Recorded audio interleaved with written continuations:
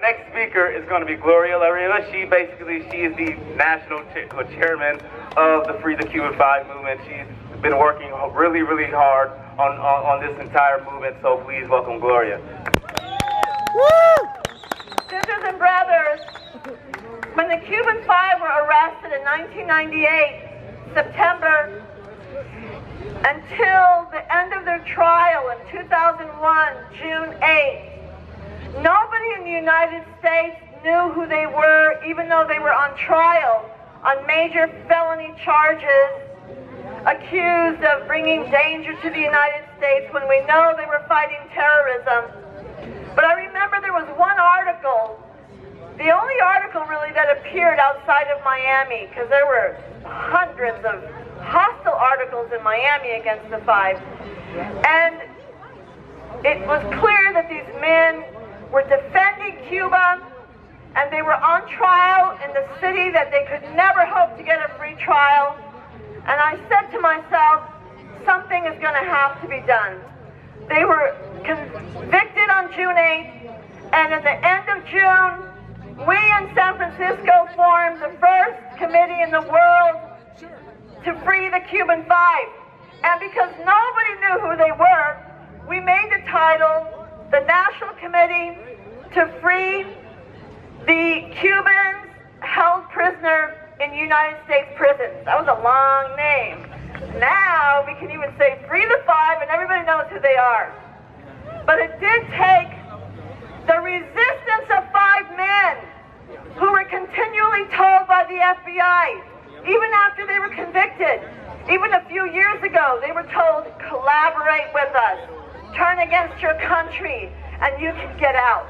Gerardo, until yesterday, faced dying in prison. He had a double life sentence in one of the worst prisons in the United States, maximum security. And he never surrendered to U.S. imperialism. He stood strong like his 4 brothers for his country. He stood strong for the ideals of standing up for your people, of standing up for humanity. So we salute them, not just for what they were doing for their people, but how they stood strong against this government, which imprisons more than 2.5 million men and women in U.S. dungeons. We really are so happy. If you look at Free the 5, 5 is spelled out, freethe5.org, it's on every placard, you can see a 7-minute really beautiful, emotional video when they stepped off the plane. They embraced Raul Castro, and then they embraced their families. And I visited Ramon Labañino years ago in Beaumont when he was in maximum security. The guards once told us it's the second most dangerous prison in the country, and it was extremely dangerous. The things he had to deal with, the things he had to face. And I remember we visited one day, and he said, I'm thinking about the moment that I'm going to step down the plane. I'm going to cut my hair short, and I'm going to think about the very first words I said, I'm going to say. Well, if you look at the picture, he had his hair nicely trimmed, and he stepped off the plane proud, like Ramon, Gerardo, and Antonio. And especially to see them with their 2 brothers who, after they got out in 2011, went home. Rene in 2013. Fernando got home in February of this year. You know, Fidel Castro, you know they're going to see him. They probably already did.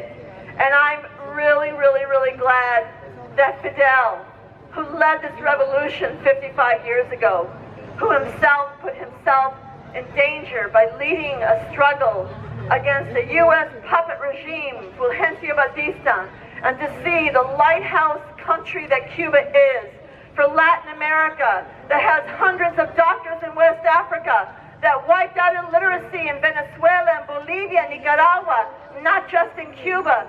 Cuba, a socialist country that our government wants to overthrow. You know, I'm so glad that they're going to embrace their revolutionary leader, Fidel. It's a really great thing. These are really special moments for the Cubans. And I won't say any more because I think that other speakers should talk about what Obama really meant yesterday. I've been getting a lot of phone calls from France, and one just in particular getting off a BART, he said, you know, Gloria, now I can go to Cuba with my girlfriend. He said, we can just go, we don't have to go to a third country, we can just fly there. I said, actually, no. You still need a permit. You still need a license. And unless you have a license, you can't fly directly from the U.S. And it's not easy to get a license. It's very, very hard. So these are the one things we want to clarify tonight. The blockade is still very much in place. They're still trying to strangle the island. They still want to make the people bend. But I'll tell you, with the Cuban 5 homes, they're like the torches of the symbol of resistance, and they'll help lead the people in the future to defend socialism, and we will be there with them.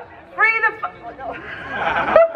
Yeah, we got to start thinking different now. The 5 are free! The 5 are free!